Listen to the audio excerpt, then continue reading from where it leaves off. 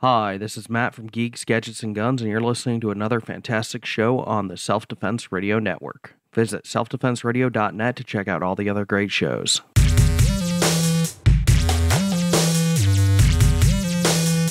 Welcome to Unload and Show Clear, the podcast about all things IDPA. And now, here's your host, President of the Non-Threat Assassination Squad, Lloyd Bailey. Welcome to another episode of Unload and Show Clear. This is a podcast about the men and women who compete in IDPA, International Defensive Pistol Association. Now, I've been attending IDPA matches since 2011, and over the years, I've met some really amazing people thanks to this sport. Ignore all the colorful jerseys and the sponsor logos, and underneath, you're going to find everyday men and women who volunteer their time and their effort and spend their hard-earned dollars on travel, match fees, and gear to make this sport great. And today you're going to meet another one of these awesome people. But first, I want to thank today's sponsor. Before we get started, let me tell you about GlockTriggers.com. Love them or hate them, the one thing you know about Glock pistols is that they are reliable. Out of the box, to the range, absolutely reliable. It's what makes them so popular with competitors, law enforcement, military, and responsible armed citizens. But one of the drawbacks is that stock trigger. Well, Jeff Wilson and the folks at Glock Triggers asked themselves, how do we make them better while maintaining reliability? Using stock parts as their foundation, they've refined the interaction of the metal parts to give you smoother take-up, a cleaner break, and reduced overtravel without sacrificing safety or reliability. Recommended and used by people like Bob Vogel, Travis Haley, and Ken Hackathorn, Glock Triggers custom trigger kits come with a lifetime warranty and a 30-day satisfaction guarantee. Visit them today at GlockTriggers.com and check out the Edge, the Vogel, the Skimmer, the Guardian, and the Hackathorn trigger systems. Use the promo code from this podcast, USC20, and save 20% off of your entire order. GlockTriggers.com. The highest quality drop-in trigger system for your Glock. Our special guest today is Wolf Laughlin from San Antonio, Texas. Wolf, welcome to the show. Thanks for having me on tonight. Tell us a little about yourself and what you do for a living there in San Antonio. Well, I'm the manager of the biggest little gun store in Texas, Gun Shack, which is just outside of San Antonio in Helotes. If you've never been to Helotes, it's a beautiful little town right on the outskirts. A lot of people don't even realize they're in Helotes because it's so small, and San Antonio's kind of enveloped them. Mm-hmm. But they're still a small town with small town feel and small town rules and everything like that. And they even have their own little small town PD. But that's outside of the realm of what you're asking me on the question. So I'm going to stop rambling now. So how long have you been doing that? How long have you been living there in San Antonio? Well, I've been in San Antonio for over 20 years. My parents moved me here in 92 when I was 12 years old. Just never left. But I've been with the Gun Shack for 7 years. Absolutely love it. It's a dream job. I get to be around guns all day, every day, see all the new stuff, and get to learn all the new stuff about guns every day. So. Where did the interest in guns come from? Did it come from your parents? Was it something that, when you got older, you were like, I've asked this question of several people, and some of them never were around guns growing up. Some of them were, most of them were around guns. Some just when they turned 21, they said, hey, I can do this now. I'm going to go buy one. Where did your interest come from? That's really an interesting question, because the fact of the matter is my parents were not gun people. My father is actually a pastor. And so growing up, my dad did have guns in the house, but his handgun for defense of the house was actually an RG-22 short. If you're not familiar with the RG, it's the original Saturday night special little 6-shot revolver chambered in 22 short. Okay. As a kid growing up, Dad had a gun, so that was cool. As soon as I was old enough to understand about guns, it was like, okay, let's get you a better gun. And so wasn't allowed to have toy guns, so to speak, until I was about 8 years old. And then my parents got me a little Lone Ranger set, but they still didn't want me pointing guns at people, which is good gun safety off the bat. So that was a good foundation. But they were really kind of trending away from, I couldn't have video games where you're shooting other people. And this goes back to the old 8-bit Nintendo system where, if it was shooting other people, you couldn't have the video game. Okay, I get that. But I always liked weapons. So I'd make my own. I'd pick up a stick that was, in the shape of an L, and that was a gun. Bang, bang, bang. Right. And so, slingshots, anything I could get in the air. And then as soon as I turned 18, I bought my first firearm, which was actually a high point 9mm carbine, and haven't looked Oh, back since. I still have that gun. I love that gun. Anybody that tells you a high point is a bad gun, it's a clunky gun when you're talking about the handguns, but the long guns, man, they run. They're cheap. I get that, but they run. I've probably got 25,000 rounds of 9mm through that gun. so where did the interest in competitive shooting come from? How did you get interested in that, and what was your introduction to IDPA? Well, I'm actually a really competitive guy at heart. Anybody that's met me knows that. It's like you go to a game night with, and they're like, let's play guys and girls. And I'm like, no, this is going to go badly. Let's just, not do that, because you're not going to like where this ends up at. And of course, everybody's like, oh, no, it'll be fine. It'll be fine. It'll be fun. And I'm just like, can I just not participate? Because you guys aren't going to like where this goes. And my wife will attest to that all day long. I'm just a really competitive person. And so it was just a natural progression. I was shooting at an indoor range here in San Antonio, and they were like, "Oh, we're gonna have this competition. You should come by and try it." I'm like, "Great." So this was back in the early days of IDPA, back in '99, and I showed Mhm. up, and it was like a 3 or 4 stage deal at the indoor range. They set them up down the lanes, and it was a lot of fun. And then a couple of months after that, actually about 3 weeks after that, I had my first major motorcycle accident, Oh. which took me out of shooting at all for about 6 months. So as soon as I got back into it, I started looking around, and I actually found Mike Webb, who everybody actually knows as Iron Mike in the IDPA circuit. And he was running some matches out of Dripping Springs and Johnson City. So I started driving up for those matches, and just it was actually really interesting because I shot real heavily for a couple of years, and then it kind of dropped off because of my job situation and what I was doing with my life. And then I got back into it for a little bit, then got back out of it. And then back in 2012, when I first started working at the gun store, I had the ability and the means and everything to actually start doing it more. And so that was when I Mhm. really started getting into it and started, hey, let me run a squad at the local match and let me learn the rules and let me, actually get competitive at it. Because originally I kind of was more on the whole, it's a training. And yes, I realize it's a game for all those people like the IDPA will get you killed in the street. Well, there is a correlation between, getting out there and doing something on a dynamic range with dynamic shooting. For those of us that are not military or not police, do not have access to the 360-degree shoot houses, it's better than standing on a static range shooting at static targets. Just to clear that up Right. real quick. But Yeah. I was looking at it as that, and I was actually shooting a tiered match here in San Antonio, and I finished the stage, and the SO actually was like, "That is the most tactically sound I've seen that shot all day. It's also the slowest I've seen it shot all day, but it's the most tactical." I'm like, okay, wait a minute. And that competitive side of me kicked in, and I'm like, okay, it's a game. I want to win. Let's, kind of figure out the correlation between the game and using it on the street, so to speak, as everybody wants to throw out there. So Right. it just kind of, snowballed from there. And then I got asked to work 2014 nationals, and I don't think I've shot a match that I haven't worked since 2014 nationals.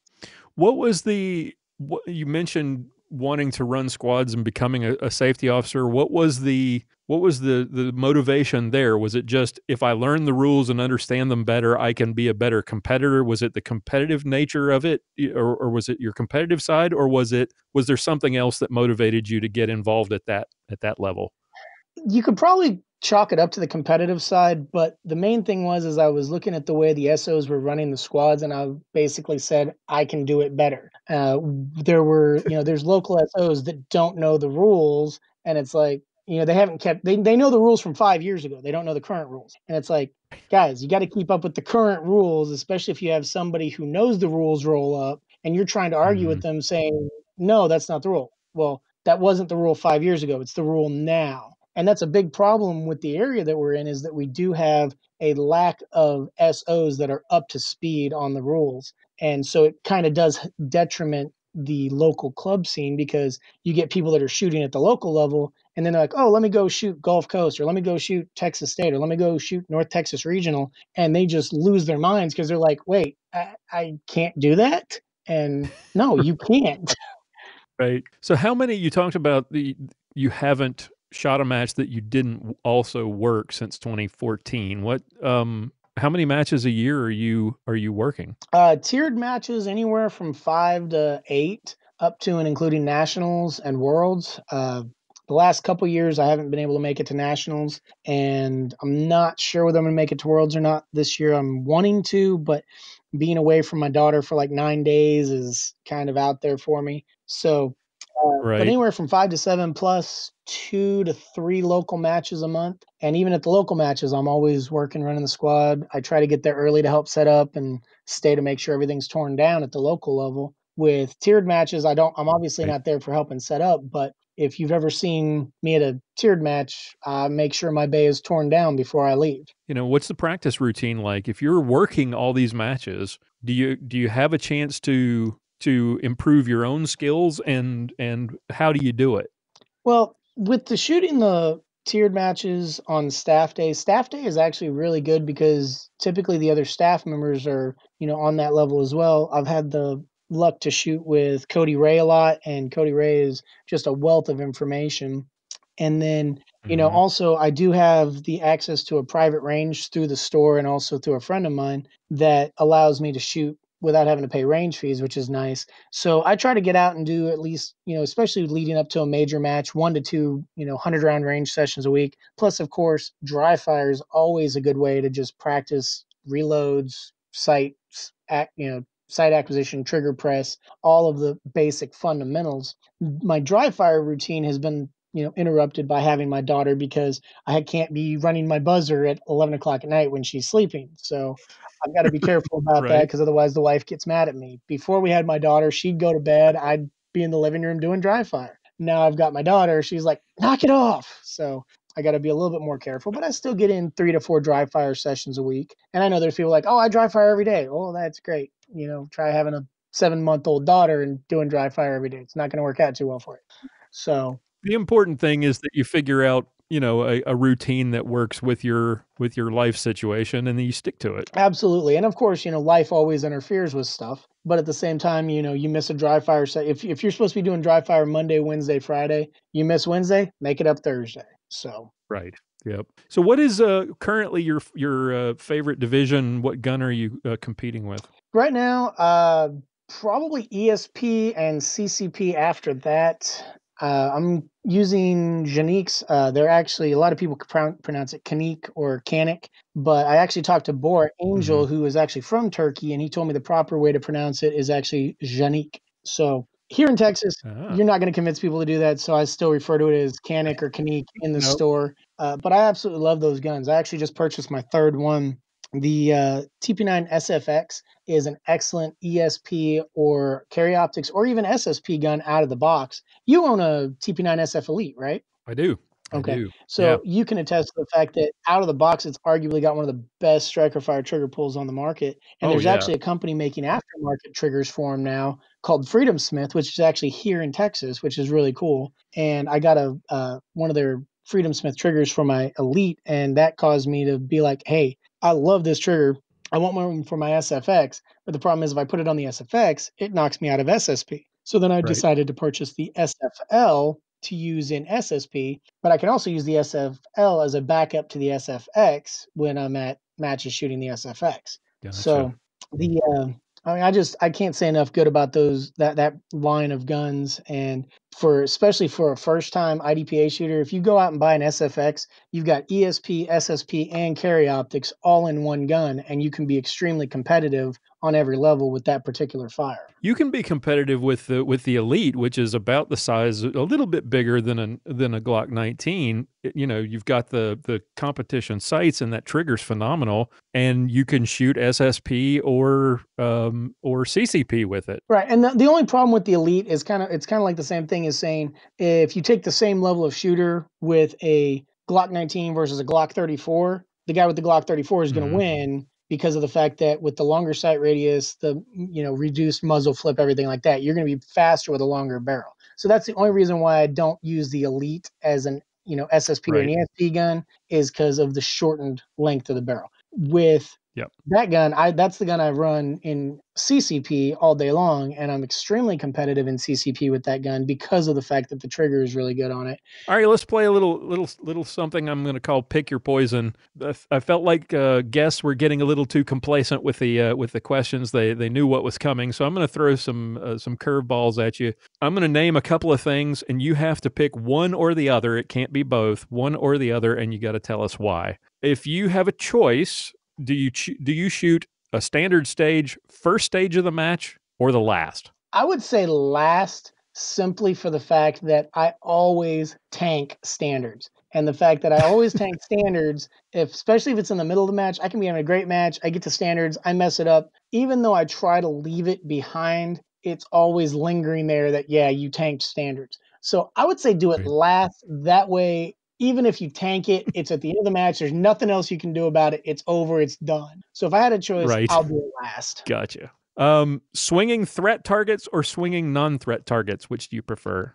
Let me clarify. Is there non-threat targets behind the swinging threat target? Usually yes. Okay. I would say swinging non-threat because when your threats are stationary, you can post up on them. When you have the swinging threats, a lot of time people want to track that, and so they're more likely to toss one into the non-threat than if you're posted up on the threat target and you can time the non-threat swinging into. 16 stages at Nationals. You don't have enough points. Do you shoot all day or do you wait till next year? Shoot all day. I mean, I'll be honest with you. I would prefer to shoot all day. I don't like the split match schedules just because for me, if you're doing really well, then why stop the momentum? If you're doing badly, then all you're going to do is dwell on it all night and you're just going to shoot badly the next day. So if I have a choice, I'm going to shoot all day regardless of whether I have enough points to pick my slot or not. Freezing cold for a match or scorching hot? Do you prefer if you had a 30-degree weather day or 100-degree weather, which would you rather have? Shooting it or working it? Shooting it. I'll take hot simply for the fact that I have a condition called Raynaud's, which is a circulatory disorder. So when it's cold, I have a real problem with the function of my hands. So if you ask me on a regular basis, would you prefer hot or cold? I'll take cold over hot any day because you can put more clothes on. But when you're shooting, I need my hands to work properly. And so I would take hot over cold for a shooting day. Hands tend to be important when you're dealing with very much so. Very much so. Biggest impact on your game, the 1 point per second or the reloading in the open rule? Reloading in the open, quite honestly, because it allows you to, if you've already engaged all threats from a point of cover, you can be moving to your next point of cover while you reload. Also, the whole flat-footed reload rule that they had a couple of years back was just, it didn't make any sense either if you look at it as a game, it doesn't make any sense. If you look at it as, a defensive sport, it didn't make any sense, which is why they got rid of it. Why would you stand still in the middle of a engagement because you were empty? That, only the extreme lowest level of defensive shooters could be like, oh wait, let me reload when there's unengaged. It doesn't make any sense. Or let me run to the next point of cover when there's a bad guy still behind me. It just didn't track. So I would say the biggest thing on my game, because it honestly, the 1 point per second hasn't really changed my game plan except for the first match after they instigated it, because I was like, okay, I'm going to try and keep as many low points down as I can. But I ended up shooting really slow because I was so worried about points and ended up still towards the middle to bottom instead of where I wanted to be at because I was going so slow. Yeah, I had very few points down, but my times were slow. So I was like, you know what? The half point, if everybody just keeps shooting the same way they were shooting, it's not going to affect anything because except for that very, very minor segment of the people that were relatively fast, but, not accurate, and the people that were relatively accurate, they were relatively accurate, but not fast. That minor segment that overlapped, that segment switched. But in general, the people that were running fast and, this many points down, we're not going to change up because the people that were winning it wasn't like there was this huge discrepancy between accuracy and speed. There was, except for in that minor demographic. So if you just kept running the same way you were running, the stats were going to come out the same versus the people that you had been coming out that way against. Does that make sense? Yeah. Yeah, if you go back and recalculate some of the matches, the final scores from before the rule change, you don't see a whole lot of changing in the final standings. It really only affected the people who were not terribly accurate but could run really fast and outrun the bad shooting. Right. The guys who were already fast and accurate, it makes no difference at Right. all. Greg Martin's still going to win. Bob Vogel's still going to win. Austin Prue Right. is still going to win. Yep. There's not really a change there. All right, So last the one, only and this thing, one is okay, go ahead, finish that thought. I was just going to say the one place where it kind of makes a difference was the whole, you shoot, you realize that, one of your shots has been into the into the hardcover, but you're Right. empty. Do you drop the mag and reload? Under the old points down, it would have been, 2.5 seconds. So it didn't make sense unless you were a high level shooter to where you could actually reload in less than 2 seconds and get the shot off. Now it makes sense because, your average marksman, to sharpshooter is reloading in about 3 seconds. So if you can get the shot off in under 4 seconds, it still saves you a second versus the full miss. So that's another place where the, 1 point per second down would make a big deal. Okay, so last one, wide open burner stage at let's say 20-25 yards, or lots of non-threats but everything's really close inside of 10, let's say. Actually, in that case, I'm going to go with the non-threats because I'm better at close distances than I am at long distances, and I know my strengths and my weaknesses. When you throw your 25-yard targets and stuff, I have a problem with those. It's always been my kryptonite is the long distance stages, especially when you're talking about a standards stage where it's a limited stage. It kills me because I know for a fact that with a pistol, I'm not good beyond about 20 yards. Even the 15 to 20 yard mark, it's really pushing it for me, and I have to really take my time on those shots. And with that competitive nature, it kills me to take my time tripping off the shots. Can I make them? Yeah, I practice 25-yard shots on my, private range all the time, but I'm slow. And, I know for a fact that slow at 2 seconds, 2.5 seconds per shot is better than missing at 5 seconds per shot. But it's really hard for me to correlate that when I'm in the middle of a match and I'm wanting to go fast. So you give me non-threat targets in front of threat targets at 10 yards and under, or a wide open 25-yard target, I'm going to take the 10-yard and under non-threat all day long. All right, as we wrap it up, you know what the final question is generally going to be. Through all of this stuff from your on and off early days to, working every match starting in 2014 to today, what is it about IDPA that keeps you doing it? Why do you love the sport so much? And as opposed to, going off and shooting some other sport, what is it you love about IDPA? Well, I know everybody's said it before, but honestly, it's the people. I love seeing people that I haven't seen in a couple of years or a couple months or, 6 months to a year at different matches. I always look forward to going up to Fall Brawl and Arkansas State or Razorback Challenge at CASA, MVSA, going up to Collin County. Now, one of my favorite matches last year was walking in Memphis, and I'm already set up to do that again this year. That was a really great match. But, the thing is, as far as IDPA goes, yes, it's a game, as I stated earlier, but dynamic stages, dynamic targets, and it gets you moving.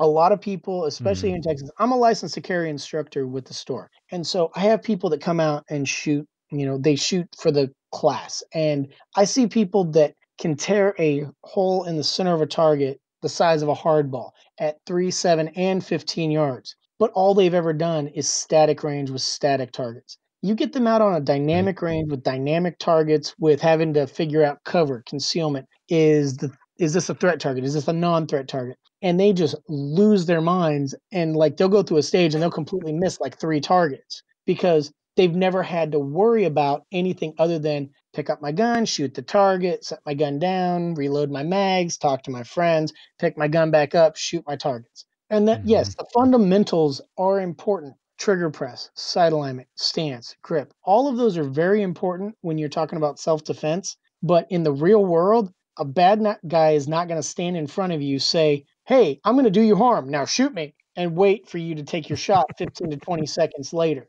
You've got a split second to clear your firearm, get it into play, and get it on the target. And so, once again, is IDPA a game? Yes, it's a game. It's a sport. But it is rooted in the fundamentals of defensive shooting, carrying and concealment. Yes, in Texas, do we have open carry now? Absolutely. But how many people do you actually see open carrying in your area? I can count on the one hand the number of times I've seen people open carrying in San Antonio. Now, you go outside the San Antonio city limits, yes, there's more people open carrying. And I'm discounting the number of times people open carry into my store because I'm a gun store, so I'm not going to count that. But in actual city limits of San Antonio, people running around with openly carried guns, it's within 5 to 10. Maybe over one hand, but very, very, very, very limited over one hand.